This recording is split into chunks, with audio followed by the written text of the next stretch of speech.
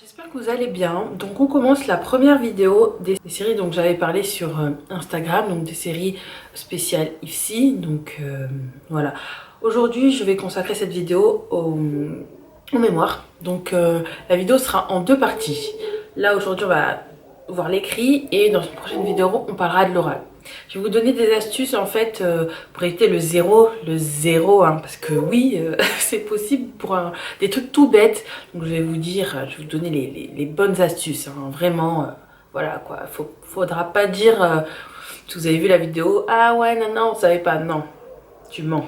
Donc c'est parti.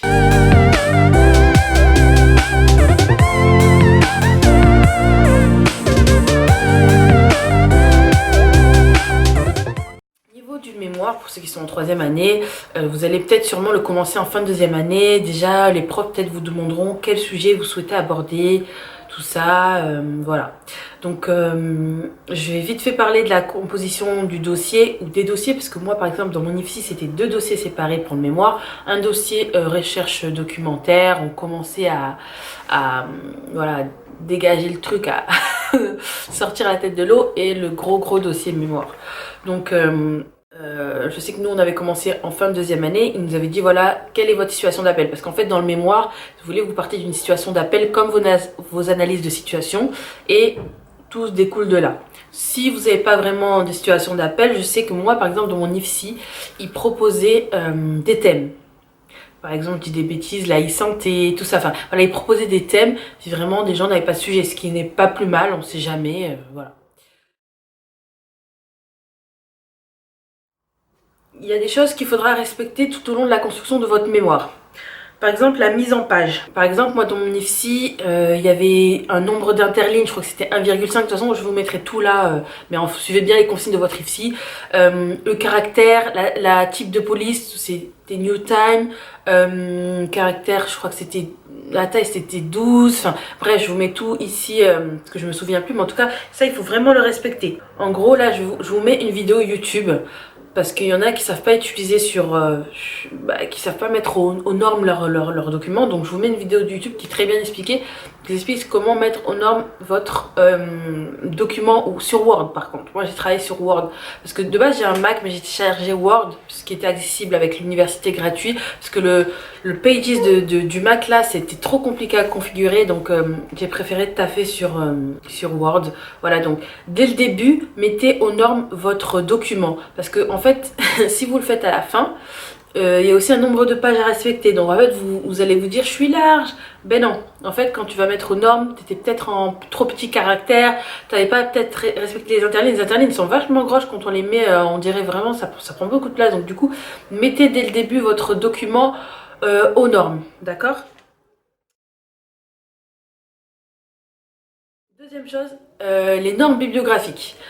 Donc ça, c'est le truc qui... Oula, c'est le truc qui va vous casser la tête dès le début. Donc en fait, toute citation, tout livre que vous allez lire, que vous avez lu, il faut les citer, Donc vers la fin de votre dossier, vous devez faire une bibliographie avec les auteurs. Commencez là dès le début, c'est-à-dire que par exemple là vous êtes sur Google, vous allez sur un site, je sais pas, du ministère de la Santé, vous voyez un truc qui vous intéresse, hop, direct vous mettez votre truc aux normes, parce qu'en fait c'est grave chiant à faire, ça prend du temps, mais si vous mettez pas vos bibliographies, vous risquez d'avoir 0 pour plagiat. En fait, il faut bien mettre vos citations si vous citez quelque chose entre guillemets, et à la fin il faut faire une note de bas de page, et à la fin, je vais vous mettre un exemple de mon dossier, et à la fin, il faut le mettre en bibliographie. Voilà, faut pas oublier, ça c'est très important. Donc faites vos bibliographies depuis le début, parce que après vous allez oublier sur quel site vous êtes allé, et au final, vous allez vous retrouver dans la galère. Donc là, je vais vous mettre un lien où j'allais pour faire mes normes, enfin c'est un site, une université qui propose ça. Moi mon IFSI c'était un peu différent, mais généralement pour les livres par exemple il fallait mettre, je sais, plein de choses, donc vous pouvez pas tricher, il fallait mettre le nom de l'auteur, il fallait mettre l'édition, il fallait mettre le titre entier du livre, il fallait mettre la page où vous avez sorti votre citation, ou votre, enfin voilà, la page qui vous a inspiré, il fallait mettre le nombre de pages dans le livre, enfin c'était un truc, c'est un truc de dingue. Mais voilà, je vous mets le lien, de toute façon je mets le lien ici sur la vidéo, et je remets le lien dans la barre d'infos. Donc déroulez, vous verrez, il y aura tout. Ensuite, faire un sommaire. Alors j'ai vu beaucoup de personnes quand j'étais dans mon IFI qui ne savaient pas faire sommaire, qui faisaient ça en mode manuel. Non, non, non, il y a vraiment quelque chose pour faire enfin, qui vous aide à faire un sommaire. Donc voilà, je vais vous faire juste vite fait un petit exemple, je vous laisse avec la vidéo. Le plagiat, je reviens sur le plagiat. Tout à l'heure, je vous ai parlé de la bibliographie, qu'il fallait bien mettre vos sources. Le plagiat, c'est pareil. Quand vous citez quelque chose mot pour mot, il faut le mettre en guillemets, en italique et le citer en note de bas de page. Les IFSI vont contrôler votre taux de plagiat. Donc moi je crois, si je dis pas de bêtises, on avait droit à, je sais plus, je crois que c'est 20%, je veux pas dire de bêtises, me faire assassiner, bon bref, il y avait un taux. Et ils vont vous le dire ou vous le diront pas, j'en sais rien. Mais j'ai un site pour vous qui vous fera contrôler votre plagiat. Donc le site, c'est, je vous le mets là, c'est compilatio.net. Donc faites-le. En plus c'est pas cher, je crois que pour... moi j'avais payé 4 euros, 5 euros, 5 euros voilà, vous avez pour une correction, enfin une vérification de 7500 mots. Donc franchement c'était largement suffisant si je dis pas de bêtises. En tout cas ouais, j'ai pas dû payer plus, voilà, elle a peut-être deux, je l'ai fait 2 fois parce que nous on avait 2 dossiers, mais faites-le parce qu'en plus vous pouvez vérifier votre taux de plagiat sans comprendre les notes de bas de page, voir à combien de pourcents vous êtes, et avec les notes bas de page, moi je m'arrangeais qu'avec les 2 options, j'étais toujours en dessous du seuil de l'IFSI. Voilà, parce que franchement, voilà, ça c'est zéro. Si vous avez le taux qui dépasse au niveau du plagiat, c'est zéro. C'est zéro. Donc ça, c'est pour ça, vos guillemets, faites-les dès le début. Comme ça, c'est fait, vous l'oubliez pas. Parce qu'imaginons, vous copiez une phrase, vous oubliez de la citer. C'est pas forcément qu'on a voulu copier, c'est qu'on a oublié de la mettre en guillemets, de la citer. Vous allez avoir zéro. Donc vos citations, vous les mettez entre guillemets de suite et direct note de bas de page. Ok, hein, parce que sinon... Ensuite, pour ceux qui n'ont pas la possibilité de se faire corriger par quelqu'un de sa famille, un ami, tout ça, moi je suis allée sur le site 5euros.com. Voilà, le site 5euros.com, donc où vous avez des gens qui proposent divers services. C'est franchement top, c'est rapide et pas cher. Moi je sais que j'ai payé voilà en fonction du nombre de mots, donc je vais vous mettre par exemple l'exemple ici. Voilà, la base commence à 5 euros, par exemple je vous dirais des bêtises, la personne va vous corriger 4000 mots, 10 euros elle va corriger 8000 mots, enfin je dis des bêtises voilà, mais en tout cas c'est pas tant cher pour derrière avoir la qualité, garder des points sur la correction, parce que moi je suis zéro en orthographe et en grammaire, tout ce que vous voulez. Donc j'ai préféré, pour pas me mettre, enfin perdre des points, on sait jamais hein, si le contenu de dossier il est pas top, on essaie de gratter des points où on peut. Donc 5euros.com.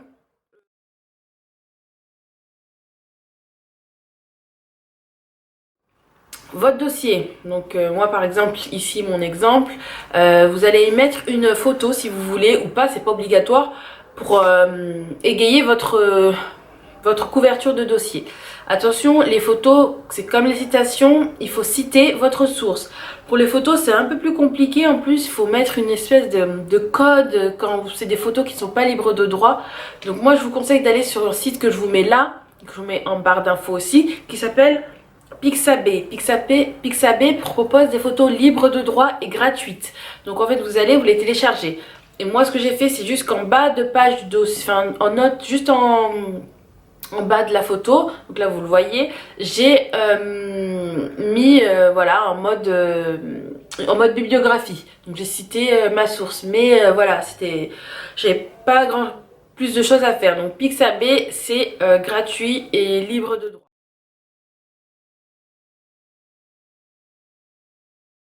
Pour votre dossier, pour l'écrit, vous devrez interroger des personnes pour valider vos hypothèses, voilà, affirmer.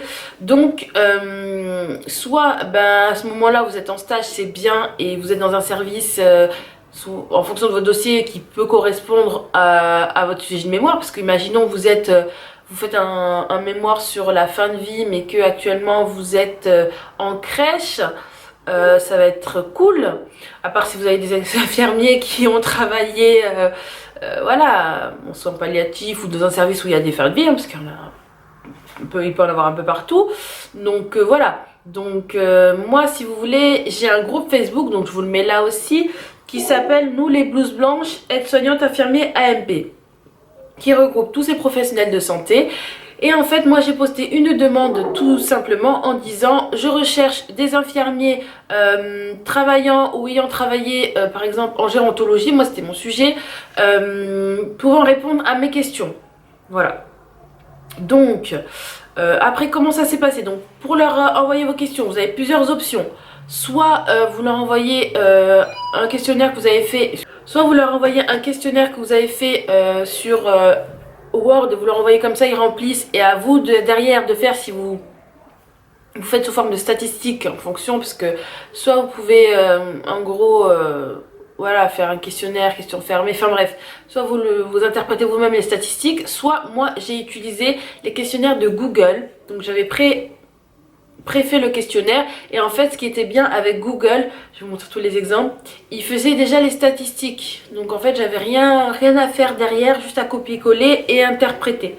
Parce que franchement après vous-même, enfin c'est pour gagner du temps, après vous faites comme vous voulez si vous aimez bien faire ça, mais voilà, moi avec Google, vous voyez l'exemple là, il me disait le nombre de femmes, par exemple les gens ont coché la case, et Google me faisait un graphique forme de bâtonnet avec 80% de femmes, 10% d'hommes ou inversement, peu importe. Donc voilà, ça c'était bien. Il faut savoir que pour interroger les personnes, il faut avoir leur autorisation. Donc moi ce que j'avais fait, c'est que via un site où j'ai, là je vous fais la vidéo en mode à l'arrache, donc j'ai plus le nom en tête, mais pareil je vous vais le mettre en bas quand je vais faire le montage de la vidéo et en description. Je pouvais faire des signatures électroniques. Donc en fait ce que j'ai fait, c'est que sur la première page de mon, je vais vous montrer là en exemple, sur la première page de mon questionnaire Google, il y avait d'abord un lien que les gens devaient aller pour faire une signature, et après ils pouvaient remplir le questionnaire. Donc voilà, moi franchement de faire ça, vu que je suis très informatique, ça m'a pris pas longtemps, et au moins vous avez la signature, parce que les pour vous aider, à la fin il faudra les relier.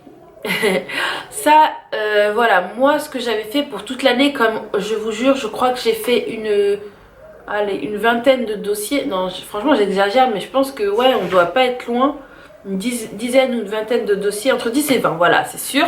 Je m'étais déjà acheté dès la première année une petite relieuse, trouilleuse relieuse, voilà. Donc voici le modèle que j'avais acheté sur Amazon, ça m'a pas coûté cher. En plus il y avait compris déjà avec le pack les feuilles, vous savez, les feuilles plastifiées et les feuilles cartonnées. Donc j'avais déjà acheté ça, donc moi je sais que pourquoi j'avais acheté ça, parce que je m'étais dit, imaginons je suis en retard dans un dossier, je dois le finir la veille, voilà, le lendemain tu vas à 8 h en cours, t'as pas le temps de le relier, donc au moins chez moi je savais que j'avais tout, je pouvais l'imprimer, que ce soit à minuit, 1 h, 2 h du matin, hein, tant pis pour moi si j'avais pas fini mon dossier avant, mais bon, généralement ça va, et je pouvais le relier, sans pression. Le lendemain je déposais mon dossier à l'école. Pour ceux qui n'ont pas de relieuse à la maison et qui n'ont pas envie d'en acheter une, il y a toujours Bureau Vallée. Bureau Vallée, voilà, c'est la base. Ils ont une relieuse. En plus, apparemment, les personnes, quand vous allez là-bas, elles peuvent vous aider pour imprimer et relier votre dossier. Donc, c'est plutôt pas mal. Après, troisième option, en fonction des IFSI dans votre bibliothèque, des fois, ils proposent, vous pouvez imprimer en achetant une carte dans la bibliothèque de l'IFSI, et parfois même ils ont des relieuses, donc voilà, ça peut être la solution un peu écolo, enfin un peu moins cher quoi. Voilà, c'était tout pour moi, j'espère que la vidéo vous a plu. Voilà, c'était vraiment des petits conseils, mais des astuces, mais des trucs qui vont vous aider à avancer dans votre dossier. Si vous avez d'autres questions sur le mémoire en plus approfondi, parce que je sais que là vraiment j'ai parlé des petites astuces pour la construction de votre mémoire, pour la construction de l'écrit. J'ai pas voulu rentrer dans le détail du déroulement du dossier mémoire, parce que en fonction des IFSI c'est différent. Après si vraiment il y en a qui insistent pour que je fasse la vidéo, il n'y a pas de problème. En tout cas je vous souhaite une bonne journée à tous et à toutes. À bientôt.